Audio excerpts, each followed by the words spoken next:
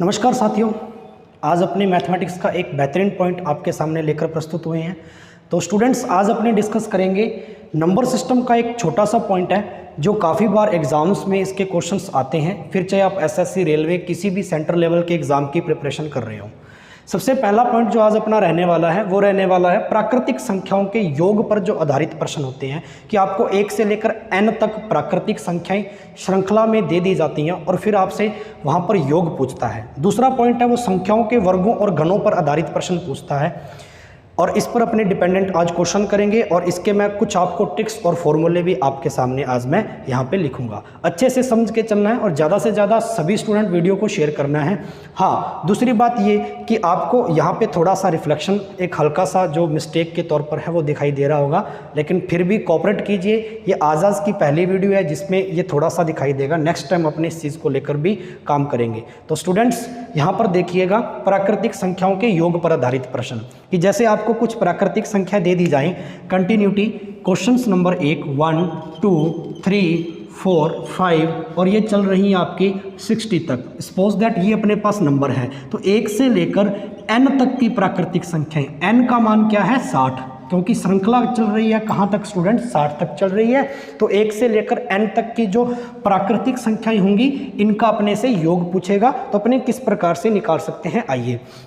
1 से लेकर n तक प्राकृतिक संख्याओं का जो योग होगा स्टूडेंट्स, वो होगा प्रथम संख्या प्लस अंतिम संख्या यानी जहाँ तक आपकी श्रृंखला चल रही है बटा 2 इंटू n। इस फॉर्मूले से आप बेहतरीन तरीके से प्रश्नों को हल कर सकते हैं। प्रथम संख्या कौन सी है इस पूरे प्रश्न में, 1 है, तो आप लिख सकते हैं योग बराबर, इस श्रृंखला के अंदर अपने को योग बताना है तो प्रथम संख्या 1 है प्लस अंतिम संख्या कौन सी है, 60 है आपकी, बटा में 2 इंटू 60। बेहतरीन टॉपिक है, अच्छे से कर सकते हैं। सबसे पहले ऐड करेंगे, 60 में से 1 ऐड करेंगे आप 61 बना सकते हैं, बटा 2 मल्टीप्लाई n का मान 60 पड़ा था, तो यहाँ से आप काटेंगे अगर आप इसको 30 से, तो आपके पास जो प्रॉपर आंसर प्राप्त होगा वो कुछ इस प्रकार से प्राप्त होगा, 1830।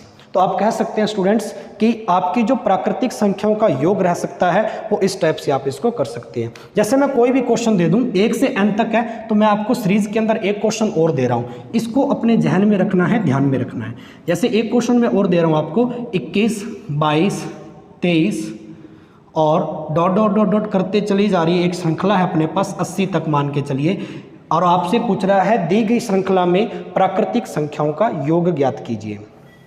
दी गई श्रृंखला में प्राकृतिक संख्याओं का योग ज्ञात कीजिए। तो बिल्कुल सिंपल सी बात है, सबसे पहले क्या लेंगे, प्रथम संख्या लेंगे प्लस में अंतिम संख्या। तो प्रथम संख्या आपकी 21 है, अंतिम संख्या आपकी 80 है। 1 से लेकर n तक की प्राकृतिक संख्याएं हैं, तो n का मान कितना रहेगा, 80, क्योंकि श्रृंखला कहाँ तक चल रही है, 80 तक चल रही है, 80 तक चल रही है। तो इस फॉर्मूले में वैल्यू पुट कर देंगे तो आप यहाँ से आंसर निकाल सकते हैं। ओके स्टूडेंट्स, नेक्स्ट चलते हैं अगले पॉइंट पर। पहला पॉइंट आई होप आपको अच्छे से समझ में आया होगा। अगर आपसे लगातार प्राकृतिक संख्याओं का योग पूछे सीरीज में, श्रृंखला के अंदर, और ये फॉर्मूले साथ साथ में नोट करते जाना और इसकी प्रैक्टिस भी करते रहना, जो मैं आपको इसके अंदर क्वेश्चंस भी साथ साथ में देता रहूँगा। चलिए, इसके बाद में अगर अपने नेक्स्ट चलें तो आपसे पूछता है 1 से n तक के जो धन पूर्णांक हैं, यानी पॉजिटिव जो आपके इंटीजर्स हैं, इनके वर्गों का योग कितना होगा। जैसे मैं आपसे कह दूं, सेकंड जो पॉइंट है, 1 से n तक के जो धन पूर्णांक है, धन पूर्णांक का मतलब पॉजिटिव इंटीजर, और धन पूर्णांकों के जो वर्ग हैं, इन वर्गों का जो योग होगा वो कैसे निकाल सकते हैं, आइए डिस्कस करते हैं। जैसे कि 1 का स्क्वायर, 2 का स्क्वायर, 3 का स्क्वायर, 4 का स्क्वायर, और ये चलता जाएगा लास्ट में n का स्क्वायर। ये इस प्रकार का क्वेश्चन आपको देगा, फॉर्मेट जो होगा वो कुछ इस टाइप से दिया जाएगा। तो यहाँ पर आप देख सकते हैं, अगर आपको इस प्रकार से घनों या वर्गों का योग निकालना हो, यानी धन पूर्णांकों के वर्गों का योग निकालना हो, तो एक बेहतरीन सा फॉर्मूला आप इसमें यूज कर सकते हैं, जो आप ऐसे लिख सकते हैं, n plus 1 2n plus 1 upon में 6। n का मान जहाँ तक आपकी श्रृंखला चल रही है, यह सिर्फ और सिर्फ वर्गों का योग बताएगा आपको कि जब आपकी संख्याओं का स्क्वायर कर दिया जाए, वर्ग कर दिया जाए और उनका आपसे श्रृंखला में योग पूछे। तो यहाँ पर देखिए, मैं क्वेश्चन लगवा देता हूँ सबसे पहले, ठीक है। आसान सा प्रश्न अपने यहाँ से शुरू करते हैं।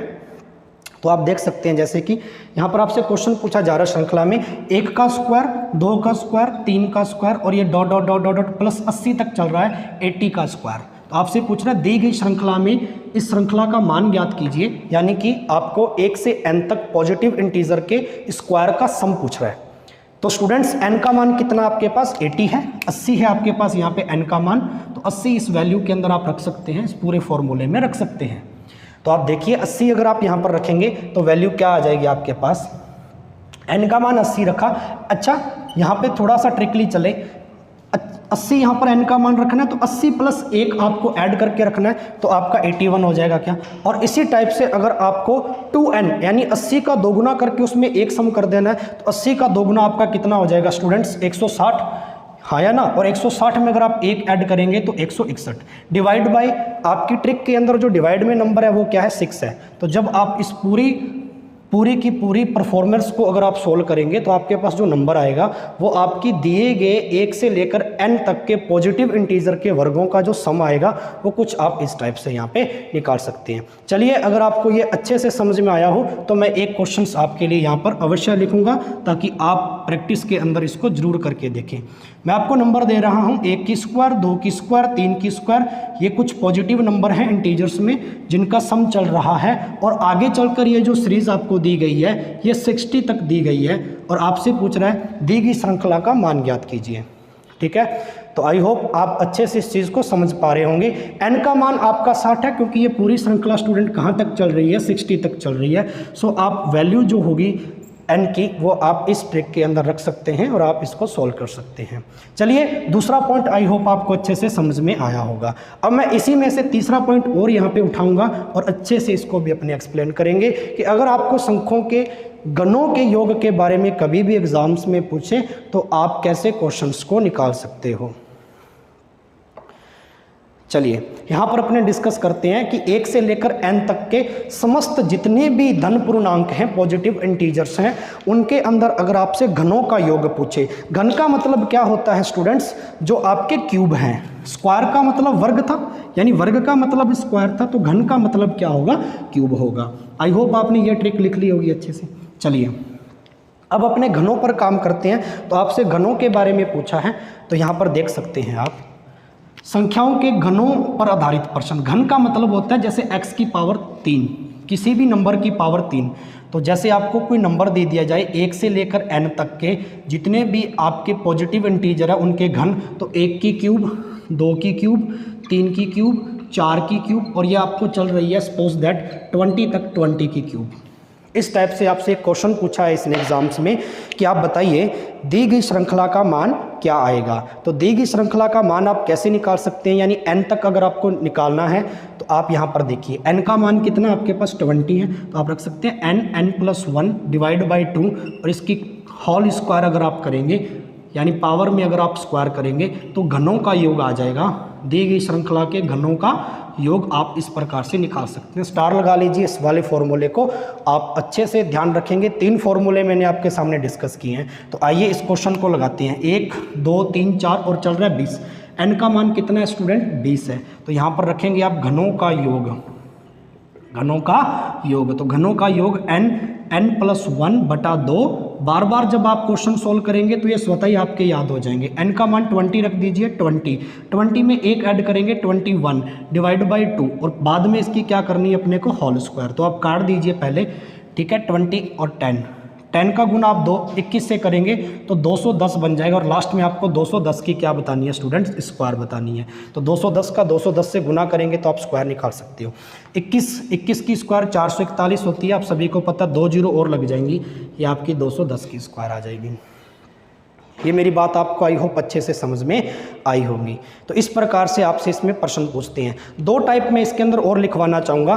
तीसरा टाइप इसमें मैं और बताना चाहूँगा कि अगर आपको सम संख्याओं के वर्गों का योग पूछे, सिर्फ आप में उसमें संख्याएं सम ही हो, जैसे इसमें तो प्राकृतिक संख्याएं चल रही हैं, सीरीज वाइज चल रही हैं, कंटिन्यूटी चल रही हैं। अगर इसमें से मैं केवल सम संख्या ही आपसे पूछूं कि अगर मैं आपसे पॉजिटिव इंटीजर्स में से केवल आपको कह दूं कि 1 से n तक की सभी सम संख्याओं के वर्गों का योग बताना है, तो सम संख्याओं के वर्गों का योग, तीसरा पॉइंट लिख सकते हैं, सम संख्याओं के वर्गों का योग। सम संख्याओं के वर्गों का योग जो होगा स्टूडेंट्स वो किस प्रकार से होगा कि केवल सम कह दूं, जैसे 2 की स्क्वायर, 4 की स्क्वायर, 6 की स्क्वायर, 8 की स्क्वायर और ये चल रही है मान के चलिए 30 की स्क्वायर। श्रृंखला इस प्रकार से दे दी, केवल सम संख्याएं हैं।